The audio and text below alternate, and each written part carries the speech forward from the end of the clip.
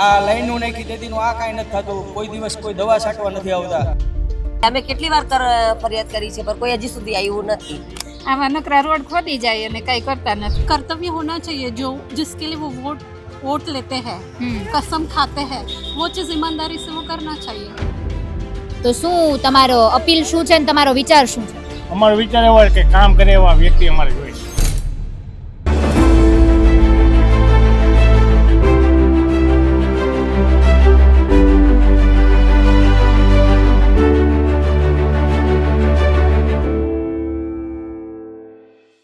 નમસ્કાર, આપની સાથે હું આકાંક્ષા. તમે જોઈ રહ્યા છો our Rajkot ward walk with રાજકોટિયન્સની ઝુંબેશ. આજે વોર્ડ 2માં અમારી ટીમ પહોંચી છે.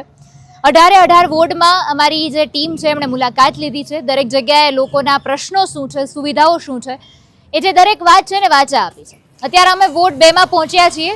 ગુરુધામ ગાયત્રી ધામ આ વિસ્તારનું નામ છે અને ત્યાં અત્યારે બહેનો અને ભાઈઓ મારી સાથે જોડાયા છે. શું તકલીફ છે, શું સુવિધાઓ મળે છે, વિગતે ચર્ચા કરીએ. શું નામ છે તમારું? આશીષભાઈ મહેતા. આશીષભાઈ, કેટલા સમયથી રહ્યો છો અહીંયા? 15 વર્ષ થઈ ગયા. 15 વર્ષથી રહ્યો છો. આશીષભાઈ, મારે પહેલા એક પ્રશ્ન પૂછવો છે. તમે આ જે ફોટા છે આ ચારેયમાંથી કોઈને ઓળખો છો? કોણ છે એ? દર્શિતાબેન. હા, પછી બીજા 3 જણાને ઓળખો છો? આ ચારેય જે લોકો છે ને, આ ચારેય લોકો તમારા વોર્ડ નંબર 2 ના કોર્પોરેટર છે, બરોબર? હવે મારે તમને એ પૂછવો છે, તકલીફ શું છે, સુવિધા શું છે? તકલીફમાં તો એવું છે, અહીંયા રોડ ખોદી જાય છે પણ રિપેર કરવા નથી આવતા.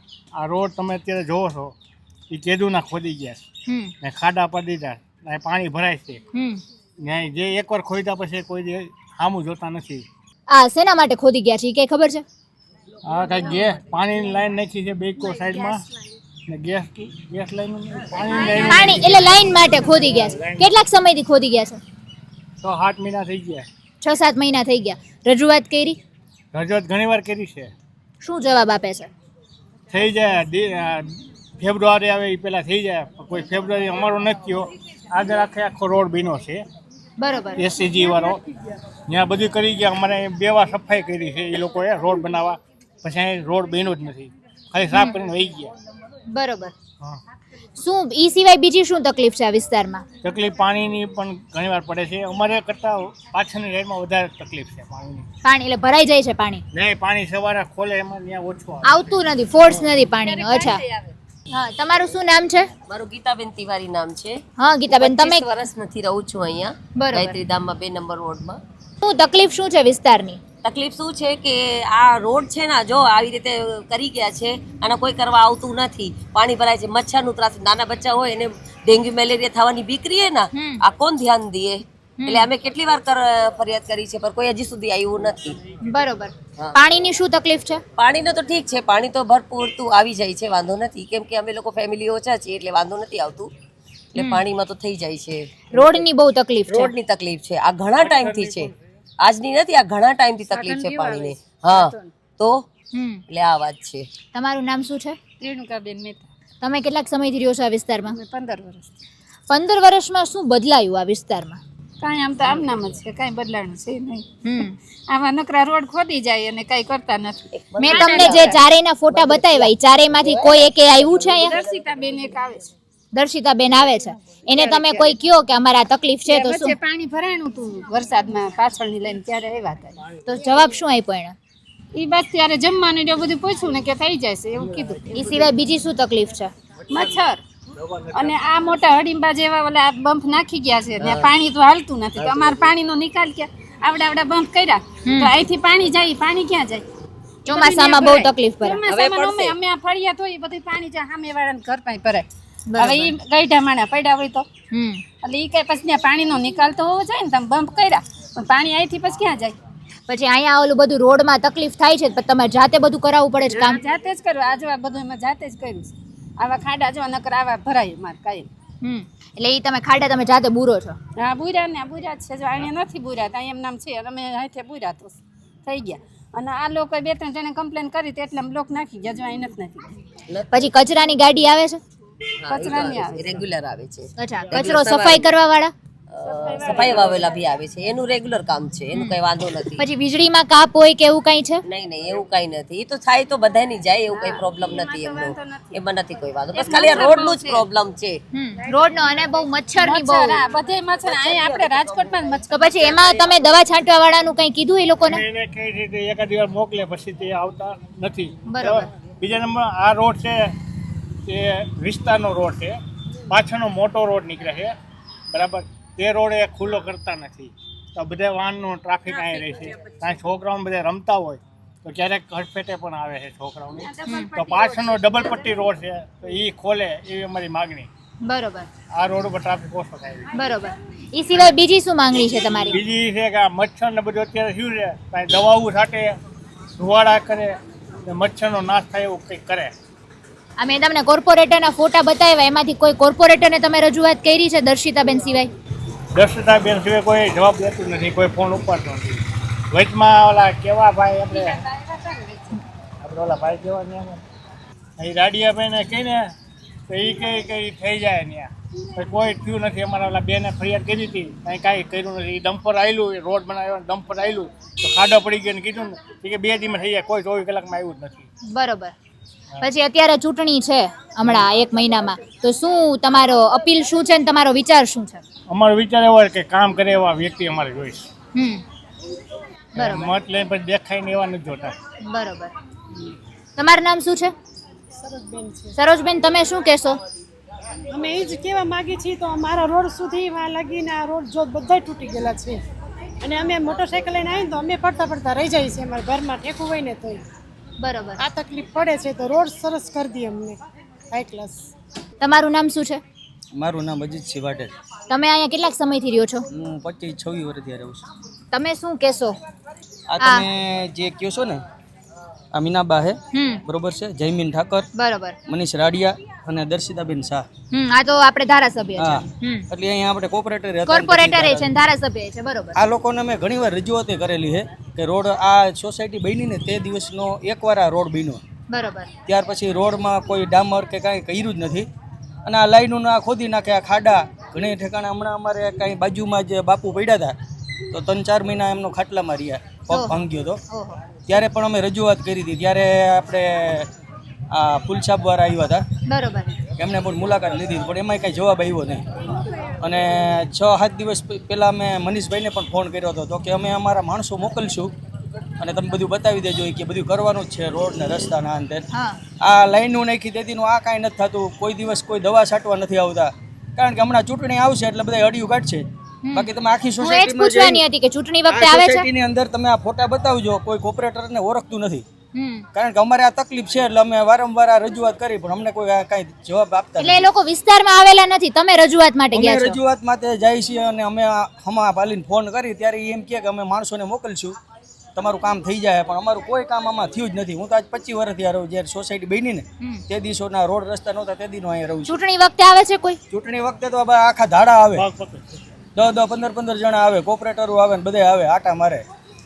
આ ચૂંટણીમાં તમારો શું વિચાર છે? હવે આ ચૂંટણીની અંદર તો અમારે મતદાન કરવું જ નથી. હવે અમે બધા જાતે આમાં ધૂળ ને માટી નાખીને બધા ખાડા બુરી છે. કેટલાય સમસ્યા, કેટલો ટાઈમથી આ સમસ્યા છે, કોઈ હલ નથી કરતું. પાછળની જે વિસ્તારની વાત કરે છે ઈ વોર્ડ 2 નો જ ભાગ છે ને, ત્યાં શું તકલીફ છે? TP9 નો મોટો રોડ નીકળ્યો છે, પણ ત્યાં કારણ કે ઈ રસ્તામાંથી કોઈ હાલતું જ નથી. બરોબર. અત્યારે અમારે આ રસ્તો ખુલ્લો મૂક્યો છે ને, તો આ રોડમાંથી જો આ તમારી નજર સામે કેટલો ટ્રાફિક છે. ત્યારે મોટા વાહન પણ બધા બહુ હાલતા, એટલે સતત વ્યસ્ત રોડ છે આખો. એટલે આમાં 1-2 એક્સિડન્ટ થયા છે છોકરાઓના, બધા મોટરસાઇકલોના. પણ હવે એ લોકો કઈ ધ્યાન નથી દેતા. કે ચોમાસામાં એવું થતું હશે ને, ખાડા દેખાતા જ નહીં હોય, પાણી ભરાઈ જતું હોય. ચોમાસામાં તો બેન ક્યાંથી દેખાય, એમાં કેટલાય પડે છે, કેટલાય પગ ભાંગે છે. અમે હજી 4-5 દી પહેલા જ મનીષભાઈને કમ્પ્લેન લખી હતી, ભાઈ તમે અહીંયા આવો, આ કાંઈક જુઓ તો ખરા. કોઈ દિવસ કોઈ દવા છાંટવા ન આવે, કોઈ સફાઈ વાળા નથી આવતા, કારણ કે આમાં બધું ઘાસ થઈ ગયું હોય ચોમાસાનું. બરોબર. તો કોઈ તમે સામે જુઓ બધે અગોસેરું પડી હોય. બરોબર. અત્યારે અમારી પાસે મ્યુનિસિપાલિટી લાઇટ આવે, બધે આવે બરાબર સિટીમાં. તો અત્યારે આ ઝાડવે લાઇટ છે, તમને લઈ લો. એ લાઇટનો કોઈ પ્રકાશ રોડ ઉપર પડતો નથી. આ બધું અંદર ઘોરા લાઇટના હોય છે, ચોખ્ખું તો કરવું પડે ને. ત્યાં લાઇટ દેખાતી જ નથી. ઢંકાઈ ગઈ છે આખી લાઈટ. લાઇટ ઢંકાઈ ગઈ. અંજવારું આંબા આપે, અમને આપતું રોડ પર કોઈ પ્રકાશ પડતો જ નથી. વેરા આપણે બધાય ભરી છીએ, પાણીના ભરી છીએ, લાઇટના ભરી છીએ, શિક્ષણ વેરો ભરી, બધું ભરી છે ને, રોડના રસ્તાના બધા વેરા ભરી છે, છતાં કોઈ જાતની કાંઈ સુવિધા નથી. તમારા વોર્ડ 2 માં આરોગ્ય કેન્દ્ર છે? આરોગ્ય કેન્દ્ર અમારા હમણાં અહીંયા બાજુમાં જ આવી ગયું છે. હમ આરોગ્ય કેન્દ્ર હું રહું છું ને એમની બાજુમાં જ છે. બરોબર.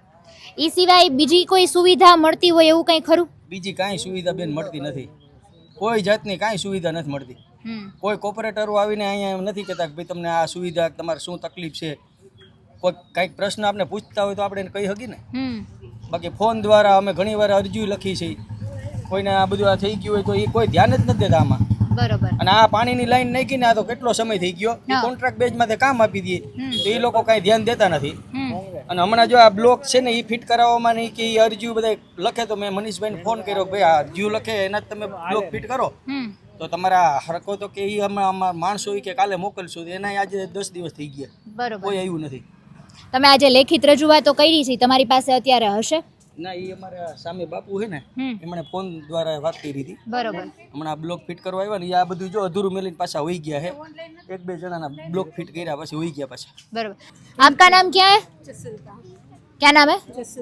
आप कितने साल से रहते हैं? 6 साल से.